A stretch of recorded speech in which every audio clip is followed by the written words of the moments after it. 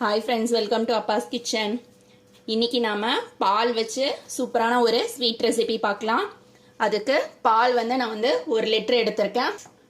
பாலை காய்ச்சிட்டு எல்லாம் சூடாக இருக்கும் போதே பாலில் கொஞ்சமாக வாட்டர் அப்படி இல்லைன்னா வினிகர், இது ரெண்டில் ஏதாவது ஒன்று சேர்த்து பாலை திரிச்சிருங்க. பாலை திரிச்சிட்டாக்கா பன்னீர் ரெடி ஆகிடும். பன்னீரை வடிகட்டி இந்த மாதிரி ரெடி பண்ணி எடுத்து வச்சுருக்கேன். இதை நம்ம ஒரு மிக்சி ஜாரில் சேர்த்துக்கலாம். 1 லிட்டர் பாலில் ரெடி பண்ண பன்னீரை மிக்சி ஜாரில் சேர்த்துக்கிறேன்.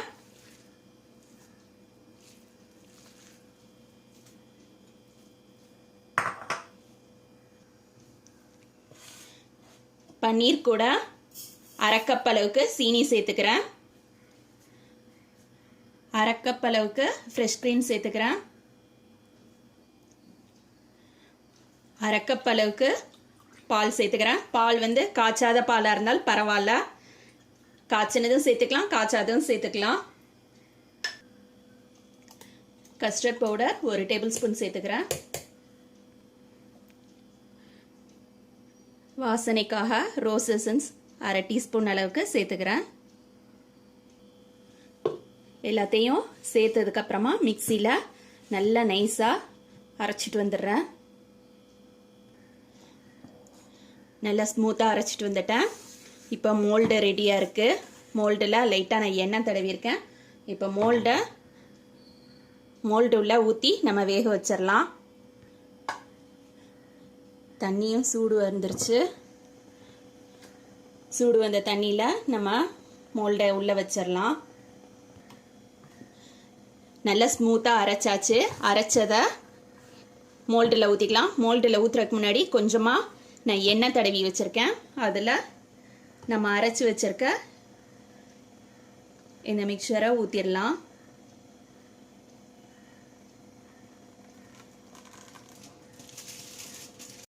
நம்ம ஆவியில் வேக வைக்க போகிறதால ஒரு அலுமினியம் ஃபாயில் போட்டு மேலே நல்லா கவர் பண்ணிடலாம். நம்ம மேலே எதுவும் கவர் பண்ணாமல் வெறும்னா அப்படியே வேக வச்சோம்னாக்கா அது வேகும்போது தண்ணி பட்டு சரியாக வராது, சொதண்டாயிடும்.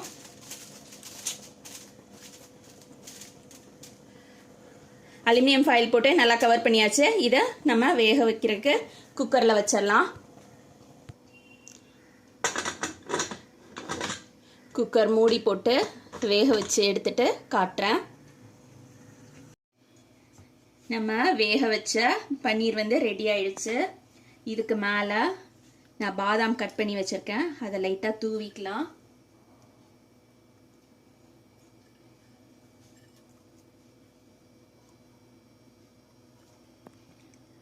பாதாம் தூவினதுக்கப்புறம் கையால் லைட்டாக இப்படி ப்ரெஸ் பண்ணணும்.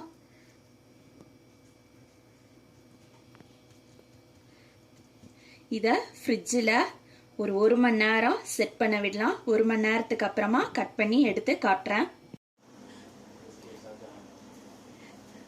ஃப்ரிட்ஜில் வச்சு நல்லா செட் ஆயிடுச்சு. இப்போ நம்ம பீஸ் போட்டுக்கலாம்.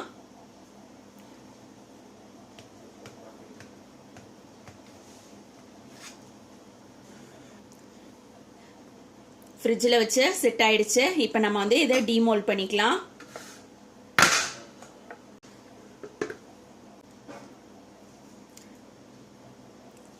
நம்மளோட ஸ்வீட் ரெடி ஆயிடுச்சு.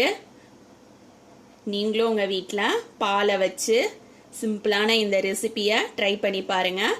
தேங்க்ஸ் ஃபார் வாட்சிங்.